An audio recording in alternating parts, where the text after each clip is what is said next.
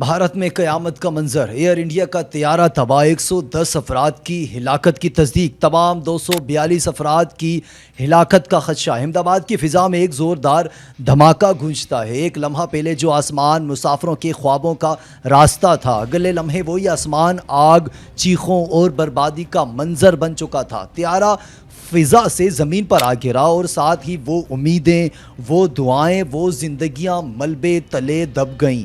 242 جانیں ایک پل میں موت کے دہانے پر پہنچ گئیں۔ آخر کیا ہوا؟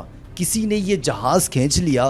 زمین کی گہرائیوں میں یہ جہاز کیوں گیا؟ تجربے کار پائلٹ ہونے کے باوجود ایسا کیا پیش آیا کہ میڈے کال کے بعد مکمل خاموشی چھا گئی؟ کیا یہ حادثہ تھا یا کوئی سازش؟ کیا یہ طیارہ خود گرا یا پھر گرایا گیا؟ آئیں آپ کو اس حادثے کے پس منظر، اسرار اور تباہ کن مناظر کی اصل کہانی بتاتے ہیں، کیونکہ آج کا واقعہ صرف ایک حادثہ نہیں بلکہ ایک ایسا سوال ہے جو پوری دنیا کے ہوا بازی نظام پر کھڑا ہو گیا ہے۔ حق پاکستان نیوز میں ہم آپ کو خوش آمدید کہتے ہیں۔ امید کرتے ہیں آپ سب خیریت سے ہوں گے۔ بھارتی ریاست گجرات جمعرات کے دوپہر ایئر انڈیا کی پرواز AI-171 احمد آباد ایئرپورٹ سے برطانیہ کے شہر لندن کی طرف روانہ ہوئی۔ Boeing 8787 dream lines registration number VTANB جہاز میں سوار تھے 230 مسافر اور عملے کے 12 ارکان۔ یہ سفر امید کا تھا لیکن انجام خوفناک ترین، ڈراؤنے خواب جیسا۔ ٹیک آف کے چند لمحوں بعد جہاز فضا میں بلند ہو رہا تھا۔ پائلٹ کیپٹن سمیت سبھروال، جس کے پاس 8200 گھنٹوں کی پرواز کا تجربہ تھا، ساتھ موجود تھے فرسٹ آفیسر کلائیو کانڈر، 1000 گھنٹے کا تجربہ رکھنے والے پائلٹ۔ ہر چیز معمول کے مطابق تھی، مگر جیسے ہی جہاز نے رن وے چھوڑا، اچانک ایک میڈے کی کال موصول ہوتی ہے۔ میڈے کا مطلب یعنی خطرے کا بلند ترین سگنل، مگر اس کے بعد مکمل خاموشی۔ ATC بار بار کال کرتا رہا، جواب ندار۔ کچھ ہی لمحوں میں زمین پر تباہی کے مناظر۔ ایئرپورٹ کے قریب ایک رہائشی آبادی میں طیارہ زمین سے ٹکرا جاتا ہے۔ ایک زوردار دھماکہ گونجتا ہے، ہر طرف دھواں، آگ، شور اور چیخو پکار۔ ریسکیو ادارے حرکت میں آتے ہیں، فائر بریگیڈ کی گاڑیاں، ایمبولینسز، پولیس، مگر منظر اتنا ہولناک کہ کوئی بھی کچھ لمحوں کے لیے سن ہو جاتا۔ رائٹر کے مطابق جہاز میں 169 بھارتی جبکہ 53 برطانوی اور 7 پرتگالی اور 1 کینیڈین شہری سوار تھا۔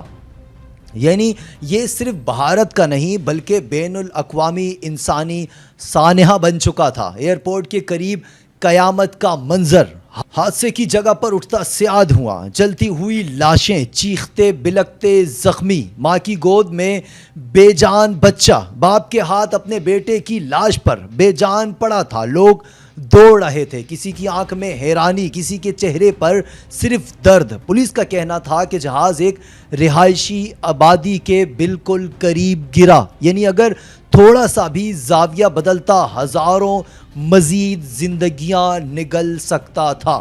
سرکاری رد عمل کیا ہے؟ صرف افسوس یا کچھ اور؟ وفاقی وزیر داخلہ امیت شاہ نے وزیر اعلیٰ، وزیر داخلہ اور پولیس کمشنر سے رابطہ کیا۔ مرکزی حکومت کی جانب سے ہر ممکن امداد کی یقین دہانی، مگر سوال یہ کہ کیا صرف یقین دہانی سے ملبے تلے دبے لوگ زندہ ہوں گے؟